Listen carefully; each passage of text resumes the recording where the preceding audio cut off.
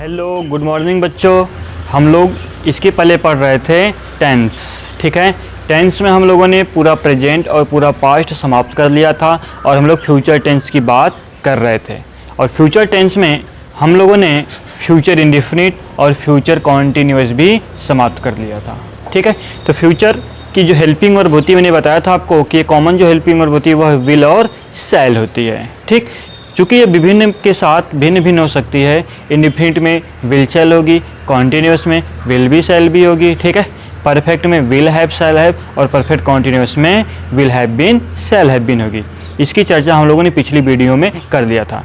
यदि आपने हमारी पिछली वीडियो को नहीं देखा है तो आप हमारे चैनल के प्लेलिस्ट में जाकर उन्हें देख सकते हैं या आप उसे इस वीडियो के डिस्क्रिप्शन लिंक में भी जाकर देख सकते हैं।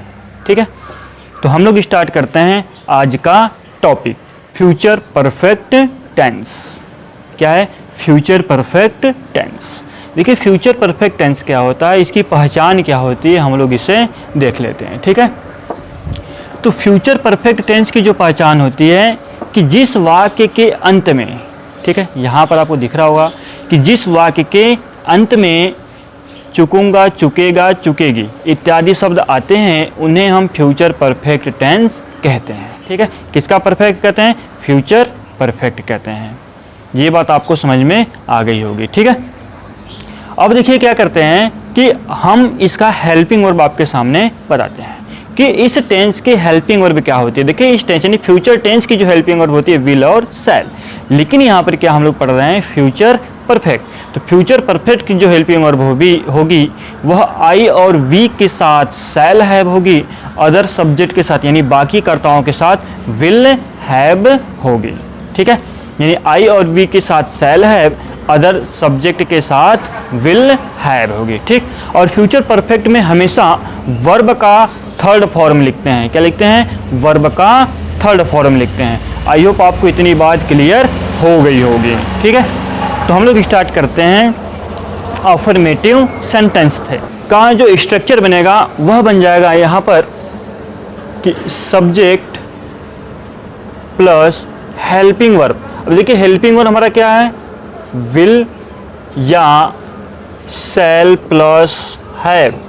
सब्जेक्ट विल या शैल प्लस हैव। ठीक है, विल या शैल प्लस हैव प्लस वर्ब का थर्ड फॉर्म और प्लस क्या हो जाएगा यहाँ पर? ऑब्जेक्ट हो जाएगा। ठीक है, subject will shall have, verb का थर्ड फॉर्म प्लस क्या हो गया आपका? ऑब्जेक्ट हो गया। ठीक, तो ये रहा हमारा structure affirmative sentence. Affirmative sentence का स्ट्रक्चर होता है subject plus will shall plus have plus verb का थर्ड फॉर्म प्लस ऑब्जेक्ट होता है। ठीक है, तो इसको हम एग्जांपल के थ्रू समझ लेते हैं। जैसे कोई सेंटेंस मैं यहाँ पर लिख देता हूँ कि मैं कल रात तक वापस आ चुकूंगा। मैं कल रात तक वापस आ चुकूंगा। देखिए लास्ट में आ गया हमारा चुकूंगा, चुकेगी। ठीक है, इत्यादि शब्द अगर आ जाते हैं तो उन्हें हम फ्यूचर परफेक्ट टेंस के अंतर्गत ट्रांसलेशन करते हैं। ठीक, तो ये हमारा सेंटेंस हमारे सामने है कि मैं कल रात तक वापस आ चुकूंगा। तो जब हम इसे ट्रांसलेशन करते हैं तो सबसे पहले क्या लिखा है? सब्जेक्ट। तो हमें सब्जेक्ट सबसे पहले लिखना होगा। तो मैं का क्या होता है? आई। ठीक, और मैंने आपको बताया है कि आई और वी के साथ हेल्पिंग वर्ब लगता है शैल हैव। ठीक, अदर सब्जेक्ट के साथ हेल्पिंग वर्ब लगता है विल हैव। तो यहाँ पर आई है तो आई के लिए साथ हम क्या लगाएंगे? Shall have. देखिए शैल हो गया और इसके साथ क्या हो गया? हैव। अब हमें लिखना है वर्ब का थर्ड फॉर्म। तो देखिए वापस आना, वापस आना, वापस आना क्या होता है? रिटर्न होता है। ठीक, तो हमने यहाँ पर क्या कर लिया? रिटर्न। ठीक, लेकिन हमें वर्ब का थर्ड फॉर्म लिखना है तो यहाँ पर क्या लिख देंगे? Return. I shall have return. अब देखिए कल रात तक हम लोग बाई यूज करेंगे, यानी परफेक्ट में जब कभी भी फ्यूचर परफेक्ट की बात करेगा तो फ्यूचर परफेक्ट में हम बाई यूज करेंगे। By tomorrow night, by tomorrow night. करेंगे I shall have returned by tomorrow night, यानी कल रात तक मैं वापस आ चुकूंगा। ठीक है, इसी तरह लिख लेते हैं कि वे लोग। ठीक है, क्या लिख लेते हैं? वे लोग। वे लोग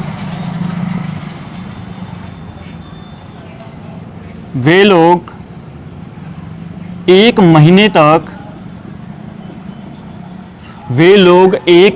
तक समाचार पढ़ चुकेंगे। ठीक है, वे लोग 1 महीने तक समाचार पढ़ चुके होंगे। ठीक है, अब ये क्या कर रहा है कि वे लोग हैं, तो वे लोग का क्या हो जाएगा, दे हो गया। ठीक है, दे हो गया। अब दे के साथ हम हेल्पिंग वर्ब यूज करते हैं, विल हैव। तो दे विल हैव, पढ़ना क्या होता है, रीड। तो रीड, रेड, रेड, लेकिन स्पेलिंग हमारा READ होता है। तो they will have read the newspaper by 1 month, by 1 month या बाय अ मंथ कर सकते हैं आप। ठीक है, इस तरह लिख देते हैं कि सीता अपना होमवर्क पूरा कर चुकेगी।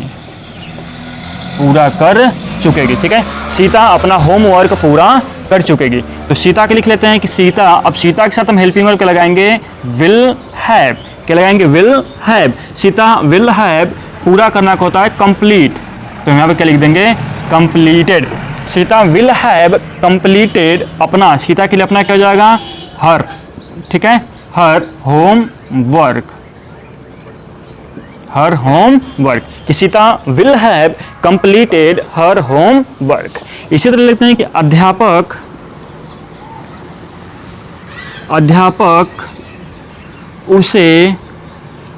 उसे अंग्रेजी पढ़ा चुकेंगे। अध्यापक उसे अंग्रेजी पढ़ा चुकेंगे। तो अध्यापक क्या होता है, द टीचर। हेल्पिंग वर्ब के लिखेंगे हम लोग विल हैव, पढ़ाना क्या होता है, टीच। तो टीच का हमें यहाँ पर थर्ड फॉर्म लिखना है, तो हमें पता है कि टीच का जो थर्ड फॉर्म होता है वह होता है टॉट, और ये टॉट है वह सेकेंड फॉर्म भी होता है, यानी टीच, टॉट, टॉट। तो the teacher will have taught to him the English. तो यहाँ पर हम क्या कर लेंगे, टॉट टू हिम इंग्लिश। आप ऐसे भी कर सकते थे कि the teacher will have taught English to him. Clear, समझ में आ रही है बात। तो ये रहा हमारा अफर्मेटिव सेंटेंस। हमें आशा है कि आपको अफर्मेटिव सेंटेंस समझ में आया होगा।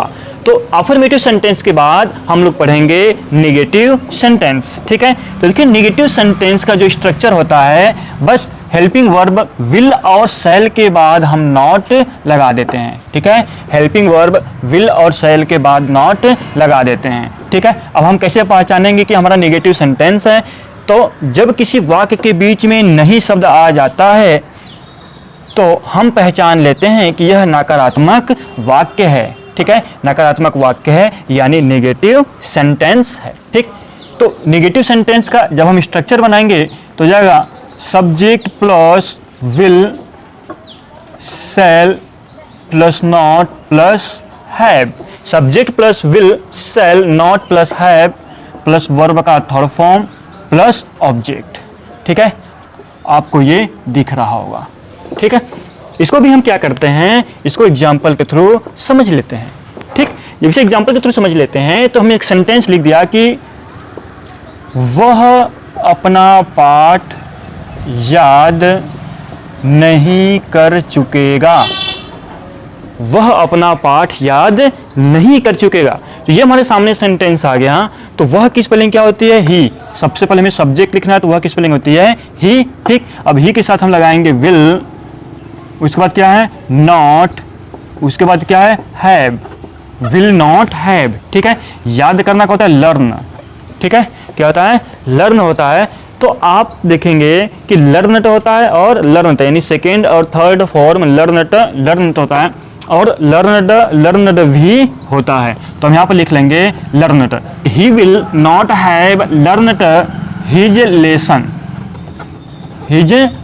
ठीक है, इसे देख लेते हैं एक और एग्जाम्पल कि किसान अपना खेत नहीं जोत चुकेंगे।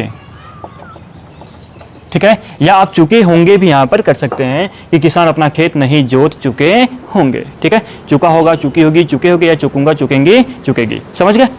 तो किसान अपना खेत नहीं जोत चुकेंगे, तो किसान का क्या होता है? The former, the former. ठीक, अब देखिए किसान अपना खेत नहीं जोत चुका होगा या जोत चुकेगा तो हमारा सिंगुलर हो जाता है, लेकिन यहाँ पर इसके सेंस से क्या लग रहा है कि किसान अपना खेत नहीं जोत चुकेंगे, यानी कि प्लूरल सेंस दे रहा है।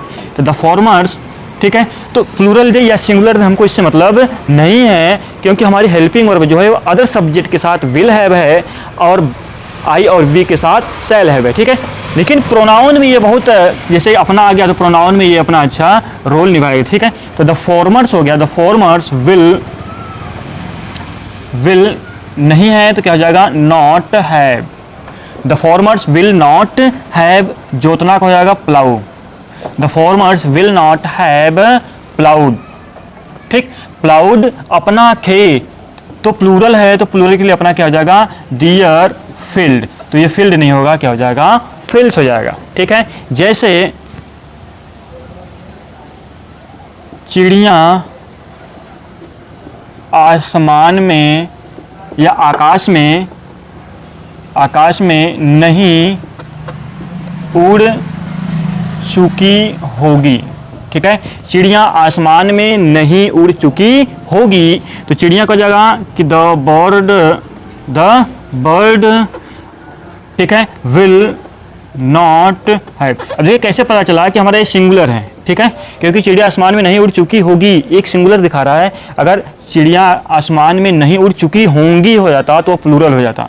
तो the bird will not have fly का क्या हो जाएगा? फ्लाइड। ठीक, फ्लाइड इन द आसमान, तो आसमान में क्या हो जाएगा? Sky, in the sky. Clear हो रहा है? समझ में आ रहा है ना? ठीक है, आप यहाँ पर एक और क्वेश्चन कर सकते हैं। ठीक है, जैसे मैं कल शाम तक अपना कार्य पूरा नहीं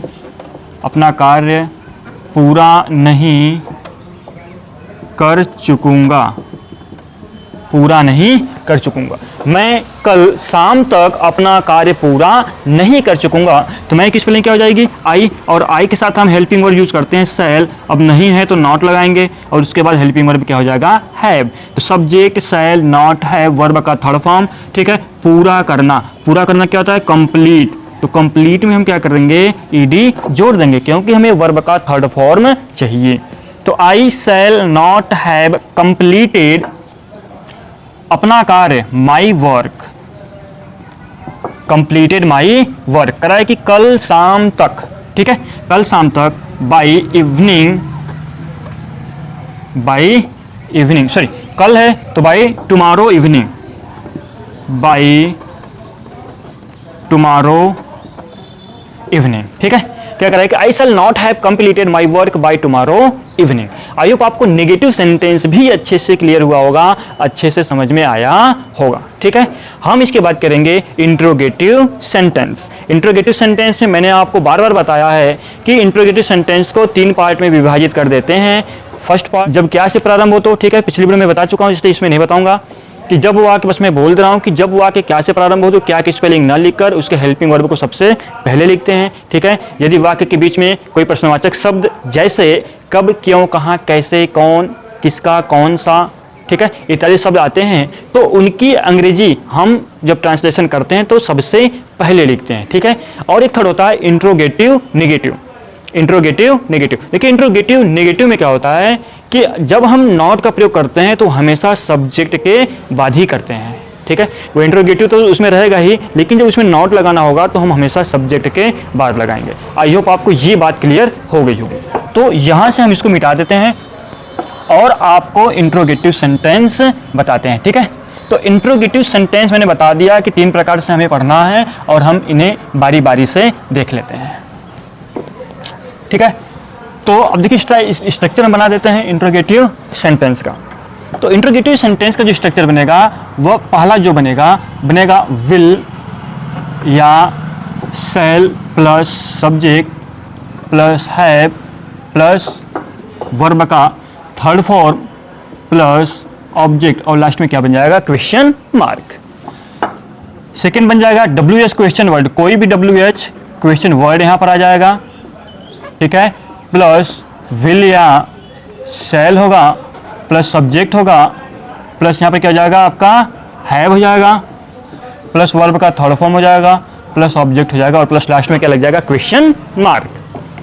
थर्ड, अब देखिए इन दोनों में से कोई भी एक आ सकता है पहले, ठीक है, तो मैं फर्स्ट वाले को लिख देता हूं कि विल हो गया, शैल हो गया, प्लस सब्जेक्ट हो गया, प्लस नॉट। इंट्रोगेटिव नेगेटिव में हमेशा सब्जेक्ट के बाद क्या करते हैं, नॉट लगाते हैं, प्लस उसके बाद क्या आएगा हमारा, हैव आएगा, प्लस वर्ब का थर्ड फॉर्म आएगा, प्लस ऑब्जेक्ट आएगा और लास्ट में क्वेश्चन मार्क आएगा।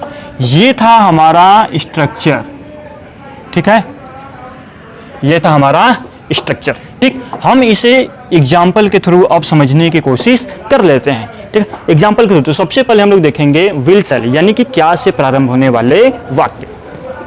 जैसे मैं यहाँ पर लिख देता हूँ कि क्या हम लोग क्रिकेट खेल चुके होंगे, क्या हम लोग क्रिकेट खेल चुके होंगे। तो क्या से प्रारंभ है, जब क्या से प्रारंभ रहता है और हम लोग है तो हमारी हेल्पिंग वर्ब क्या होगी, शैल। फिर shall we have played the cricket. खेल से पहले कभी भी द नहीं लगता तो हम बस क्या करेंगे, क्रिकेट। ठीक है, shall we have played cricket और लास्ट में क्या कर देंगे, क्वेश्चन मार्क। ठीक है, एक एग्जांपल और ले लेते हैं कि क्या राधा और सूची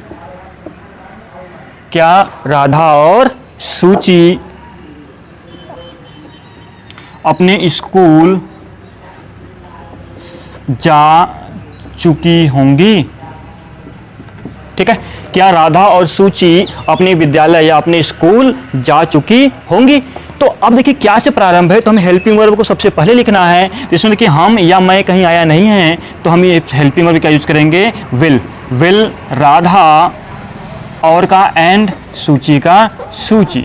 ठीक है, will Radha and Suchi have, जाना का गो, लेकिन हमें वर्ब का थर्ड फॉर्म में लिखना है तो हमें क्या हो जाएगा, gone. Will Radha and Suchi have gone to school, तो देखिए लिखा है कि अपने स्कूल। ठीक है, अपने स्कूल। तो देखिए ये दो लोग हैं, ये प्लूरल है, जब प्लूरल रहता है और ये थर्ड पर्सन है तो प्लूरल में थर्ड पर्सन क्या होता है, दे। ठीक है, तो यहाँ पर दे का पॉजिटिव के सपना के लिए स्पेलिंग हो जाएगा दियर। ठीक है, दियर स्कूल।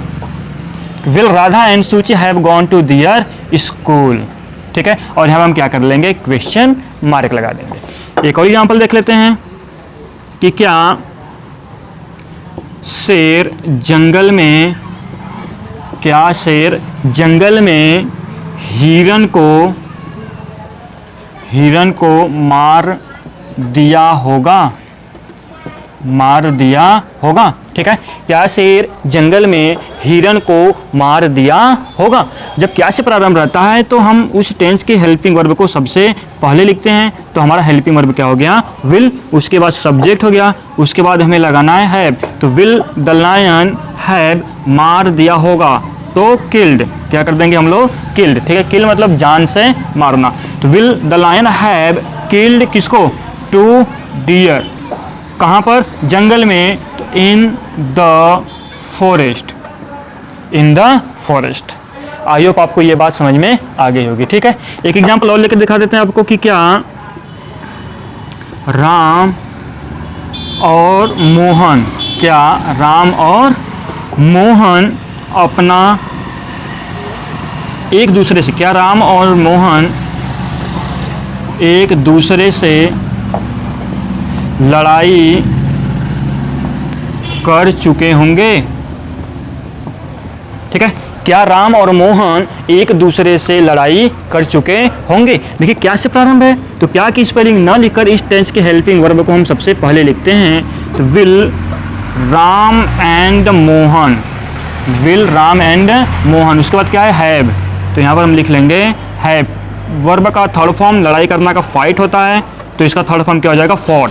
ठीक, will Ram and Mohan have fought, एक दूसरे से, तो इच अदर, क्या हो जाएगा, इच अदर, और यहाँ पर क्या हो जाएगा, क्वेश्चन मार्क। जब दो लोगों के बीच जब झगड़ा या कोई भी बात कही जाती है तो वहाँ पर लगता है इच अदर। समझ गए? ये था हमारा इंट्रोगेटिव सेंटेंस का फर्स्ट पार्ट। ठीक है, तो अब हम इसका सेकेंड पार्ट देख लेते हैं कि यदि वाक्य के बीच में जब कोई प्रश्नवाचक शब्द आ जाता है तो हम उसे कैसे सॉल्व करते हैं। ठीक है, तो पहला एग्जाम्पल हम यहाँ पर देख लेते हैं कि मैं कल एक कविता लिख चुकूंगा। मैं कल एक कविता कब लिख चुकूंगा। ठीक है, यहाँ पर हम लिख लेते हैं कब लिख चुकूंगा। ठीक, इंट्रोगेटिव सेंटेंस है, तो इंट्रोगेटिव सेंटेंस है यानी वाक्य के बीच में हमें क्या दिख रहा है, कब दिख रहा है। ठीक है, आपको दिख रहा होगा कब। ठीक, कि मैं कल एक कविता कब लिख चुकूंगा। देखिए कब की स्पेलिंग क्या होगी, वेन, तो सबसे पहले हम वेन कर लेंगे, और मैं है तो मैं के लिए हेल्पिंग वर्ब क्या होगा, शैल, तो वेन शैल आई हैव, लिखना क्या होता है, राइट, तो यहाँ पर थर्ड फॉर्म लिख लेंगे written. When shall I have written a poem. ठीक है, कल का क्या होगा, tomorrow, TOMORROW, when shall I have written a poem tomorrow. ठीक है, एक एग्जाम्पल और लेकर देख लेते हैं कि वह एक सुंदर या मधुर, वह एक मधुर गीत गा चुकी होगी। वह एक मधुर गीत गा चुकी होगी, और लास्ट में अगर ऐसे सेंटेंस बन जाता है तो लास्ट में लग जाएगा क्यों। ठीक, कि वह एक मधुर गीत गा चुकी होगी, क्यों वह मधुर गीत गाई। तो जब ऐसा सेंटेंस बन जाता है तो क्यों की स्पेलिंग हम सबसे पहले लिख लेते हैं, क्या जाएगा, वाई, उसके बाद हेल्पिंग वर्ब विल, उसके बाद सी। ठीक है, उसके बाद have, why will she have sang sung, तो sung a sweet song, sang a sweet song। ठीक है, और लास्ट में क्या करना है हमको, क्वेश्चन मार्क। इसी तरह कि मेरे दादाजी वहाँ पढ़ाई क्यों कर चुके होंगे। क्या कह रहे हैं कि मेरे दादाजी वहाँ पढ़ाई क्यों कर चुके होंगे। ठीक है, उसके दादाजी हैं, कहीं पर कोर्स चल रहा था, ठीक है, बुजुर्गों का, तो वहाँ पर कह रहा है कि मेरे दादाजी वहाँ पर पढ़ाई क्यों कर चुके होंगे। तो जब क्यों वर्ड बीच में आता है तो इसकी स्पेलिंग हम सबसे पहले लिखते हैं। ठीक है, वाई हो गया, वाई, अब मेरे दादाजी है तो विल लगेगा क्योंकि थर्ड पर्सन में आता है। ठीक, तो will my grandfather, why will my grandfather have studied. ठीक है, वर्ब का थर्ड फॉर्म स्टडी होता है तो वर्ब का थर्ड फॉर्म स्टडीड हो जाएगा। ठीक है, why will my grandfather have studied, वहां का क्या हो जाएगा, दियर, लास्ट में क्वेश्चन मार्क लग जाएगा। ठीक है, तो अब देखिए इसमें इंट्रोगेटिव नेगेटिव की हम बात कर लेते हैं, जैसे कि तुम यह या तुम वह सवाल हल क्यों नहीं कर चुके होगे, ठीक है, तुम वह सवाल हल क्यों नहीं कर चुके होगे। देखिए क्यों नहीं वर्ड आ गया, जब ऐसा सिचुएशन होता है तो हम सबसे पहले किसको लिखते हैं, WH क्वेश्चन वर्ड को। तो WH क्वेश्चन वर्ड हो गया क्या, वाई के बाद हमारा हेल्पिंग वर्ब लग जाएगा विल। क्यों यहाँ पर सेल लगेगा, क्योंकि यहाँ पर मैं और हम नहीं है, अदर सब्जेक्ट है, तो क्या हो जाएगा ही। वाई विल ही हैव, ठीक है, हल करना का सॉल्व्ड। ठीक है, अब देखिए इसमें नहीं भी था तो हम यहाँ पे क्या लगा देंगे, not. Why will he not have solved. ठीक है, वह सवाल, तो दैट क्वेश्चन समझ में आ गया। एक एग्जांपल और लेकर आपको समझा देते हैं, क्या कि सीता और गीता अपने घर क्यों नहीं क्यों नहीं जा चुकी होंगी, क्यों नहीं जा चुकी होंगी। अब देखिए क्यों वर्ड आ गया, तो क्यों की स्पेलिंग सबसे पहले लिखेंगे ना, वाई विल। अब देखिए सब्जेक्ट क्या है, सीता एंड गीता, ठीक है। तो why will Sita and Gita, not है तो नॉट लिखेंगे, not have, not have. Why will Sita and Gita not have, go का क्या होता है, थर्ड फॉर्म, गॉन, अपने घर, तो दियर, THIER, ठीक है, सॉरी THEIR, दियर होम, और लास्ट में क्वेश्चन मार्क। तो ये रहा हमारा इंट्रोगेटिव सेंटेंस, ठीक है। तो ये फ्यूचर परफेक्ट टेंस था, ठीक है। फ्यूचर परफेक्ट टेंस में कभी कभी जो वर्ड हैं वह डबल सेंटेंस में भी आ जाते हैं, तो मैं उसका भी 2 क्वेश्चन आपको बता देता हूँ, ठीक है। इसको इरेज कर दें। देखिए जब 2 क्वेश्चन बन जाता है तो जो सेकंड वाला यानी कि जो कार्य उसमें सबसे पहले होगा, जैसे कि हम लोग को परफेक्ट में पढ़ रहे थे कि डॉक्टर के आने से पहले रोगी मर चुका था, ठीक है, ऐसा क्वेश्चन हम लोग पढ़ रहे थे। तो ये फ्यूचर में भी होता है, तो फ्यूचर में जो कार्य सबसे पहले होता है तो उसे हम फ्यूचर परफेक्ट में चेंज कर देते हैं, और जो वाक्य बाद में होता है उसे हम प्रेजेंट इंडेफिनिट में चेंज कर देते हैं, ठीक है। तो हम एक सेंटेंस लिखकर आपको यहाँ पर समझा देते हैं, क्या वही लिखते हैं, डॉक्टर वाला लिख देते हैं, ठीक है। डॉक्टर के आने से पहले, डॉक्टर के आने से पहले रोगी मर चुका होगा, रोगी मर चुका होगा, ठीक है। डॉक्टर के आने से पहले रोगी मर चुका होगा, ये आपको सेंटेंस दिख रहा होगा। तो यदि ये परफेक्ट में यानी पास्ट परफेक्ट में रहता तो आप इसे आसानी से बना लेते, ठीक है। पास्ट परफेक्ट में रहता तो आप इसे आसानी से सॉल्व कर सकते थे, क्योंकि मैंने बता दिया है कि यानी कि सेकंड वाले को हम सबसे पहले पास्ट परफेक्ट में बनाएंगे और फर्स्ट वाले को हम पास्ट इंडेफिनिट बना देंगे। लेकिन ये फ्यूचर परफेक्ट में आ गया है, जब फ्यूचर परफेक्ट में आ गया है तो और भी सरल है, यानी कि जो सेकेंड वाला सेंटेंस होगा जो सबसे पहले हो जाएगा, ठीक है, इस वाले को हम लोग चेंज कर देंगे फ्यूचर परफेक्ट में। किसमें चेंज कर देंगे, फ्यूचर परफेक्ट में पहले नंबर पर, ठीक है, यानी पहली बार यहाँ। और इस वाले सेंटेंस को हम लोग चेंज कर देंगे प्रेजेंट इंडेफिनिट। किसमें चेंज करेंगे, प्रेजेंट इंडेफिनिट में, ठीक, यानी दूसरे नंबर पर, ठीक है। तो पहले नंबर को हम यहाँ पे कर लेते हैं। तो सब्जेक्ट क्या है, रोगी, तो हम लोग लिख देते हैं कि द पेशेंट, द पेशेंट। अब परफेक्ट में हेल्पिंग वर्ब क्या होती है, विल हैव, और वर्ब का थर्ड फॉर्म, तो बनना क्या होगा, डाइड, ठीक। The patient will have died. अब पहले है तो पहले क्या हो जाएगा, बिफोर। अब यहाँ पर देखिए कि हम सेकेंड वाले सेंटेंस को किसमें बनाएंगे, प्रेजेंट इंडेफिनिट में बनाएंगे। तो प्रेजेंट इंडेफिनिट में सब्जेक्ट क्या हो जाएगा, द डॉक्टर, कम का क्या होगा, ठीक है। अब हमें तो हेल्पिंग वर्ब कोई होती नहीं है अफर्मेटिव की, तो हमें यस या ईएस लगाना होता है। तो द डॉक्टर कम्स, ठीक है। The patient will have died before the doctor comes. Structure की बात करते हैं तो हम यानी जो सेकेंड वाला सेंटेंस है उसे सबसे पहले बना लेते हैं, ठीक है। तो मैं यहाँ पर ऐसे करके लिख देता हूँ कि सेकेंड सेंटेंस को बनाएंगे हम लोग फ्यूचर परफेक्ट में, फ्यूचर परफेक्ट प्लस बिफोर, ठीक है, प्लस जो फर्स्ट वाला सेंटेंस होगा, जो फर्स्ट वाला सेंटेंस होगा उससे हम लोग बनाएंगे प्रेजेंट इंडेफिनिट में। किसमें बना लेंगे, प्रेजेंट इंडेफिनिट में, ठीक है। ये आप लोग याद रखेंगे, ठीक है।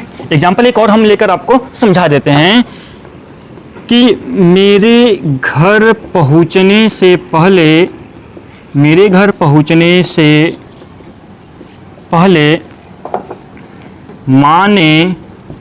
माँ ने भोजन पका दिया होगा, पका दिया होगा, ठीक है। या फिर मेटिव डिस्कस कर रहे हैं, इसमें नेगेटिव इंट्रोगेटिव भी डिस्कस आप कर सकते हैं, जैसे हम लोग पहले करते थे वैसे इसे भी सॉल्व कर सकते हैं। तो हम अफर्मेटिव डिस्कस करते हैं। मेरे घर पहुंचने से पहले माँ ने भोजन पका दिया होगा, ठीक है। देखिए ये कार्य संभावना प्रकट हो कि हाँ कर दिया होगा, तो ये हमारा सेकेंड सेंटेंस है, ठीक है। तो इसे हम सबसे पहले करेंगे, सबसे पहले करेंगे, वो भी किस में करेंगे, फ्यूचर परफेक्ट में करेंगे। तो फ्यूचर परफेक्ट में माँ का क्या होगा, the mother, the mother helping verb क्या जाएगी, विल हैव, परफेक्ट की, द मदर विल हैव। अब देखिए वर्ब का थर्ड फॉर्म क्या हो जाएगा, cooked, the mother will have cooked food, पहले का क्या होगा, बिफोर। अब इसे हम किस में बनाएंगे, इसे हम प्रेजेंट इंडेफिनिट में बनाएंगे, ठीक है। तो मेरे का क्या हो जाएगा, आई। अभी क्या है, प्लूरल है तो हमारा वर्ब जैसा रहेगा वैसा ही लिख दिया जाएगा, ठीक है। I reach. अगर ये सिंगुलर रहता तो हम इसमें एस या ई एस जोड़ सकते थे। आई होप आपको ये समझ में आया होगा, ठीक है। तो अब हम लोग पढ़ेंगे अगले सेशन में फ्यूचर परफेक्ट कॉन्टिन्यूअस टेंस, और यह इस टेंस का लास्ट होगा। उसके बाद हम लोग प्रैक्टिस का जो आपको डाउट क्वेश्चन होगा वो आप हमें क्वेश्चन भेज दीजिएगा, सेंड कर दीजिएगा, हम उस डाउट क्वेश्चन को सॉल्व कराएंगे, ठीक है। तो यदि आपने अभी तक हमारे चैनल को सब्सक्राइब नहीं किया तो आप सब्सक्राइब कर लीजिए, क्योंकि इसका फ़ायदे हैं कि यदि आप जब भी कभी भी मैं एक नया वीडियो डालूंगा तो आप उसे देख सकते हैं और उसका नोटिफिकेशन भी आपको मिल जाएगा, ठीक है। तो अपने दोस्तों में शेयर कीजिए, लाइक करिए। Thanks for watching.